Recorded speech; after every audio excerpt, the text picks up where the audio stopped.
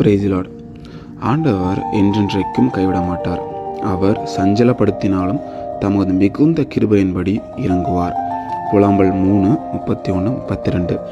இந்த அதிகாரத்தில் பார்த்தோம் அப்படின்னா என்ன சொல்லியிருக்கு அப்படின்னா, கடவுள் எவ்வளோ கிருபையாக இருக்கார், நம்ம எப்படி நிர்மூலமாகாமல் அவரோட கிருபையினால் நம்மளை காக்கிறோம், அதனால நம்மளுக்கு அவர் மேலே இருக்க நம்பிக்கை எப்படி பெரிதாதுங்கிறது தான் 21-25 வரைக்கும் பார்க்குறோம். அதில் பார்த்தீங்க அப்படின்னா, தமக்கு காத்திருக்கிறவர்களுக்கு கர்த்தர், தேடுகிற ஆத்மாவுக்கும் கர்த்தர் நல்லவர். கர்த்தர் மிகவும் நல்லவராக இருக்கிறாருங்க. அவர் என்றைக்குமே கைவிட மாட்டார். நம்ம சின்ன வயசில் ஏதாவது ஒரு பிரச்சனை வந்தால் கூட அதை நம்ம தாங்கிறதும் அது நமக்கு ஒரு நல்ல விஷயந்தாங்க.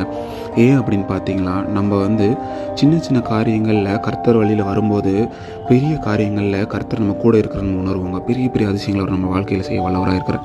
இனிமேலும் கூட கர்த்தர் கிருபையாக இருக்கிறார் அப்படின்னு சொல்லி நம்ம நம்புவோம். நம்மளோட வாழ்க்கையில் நம்ம முன்னேறி போவோம். நம்ம நிர்மூலாகாதபடி கர்த்தர் நம்மளை காத்து வழி நடத்துவார். ஆமீன்.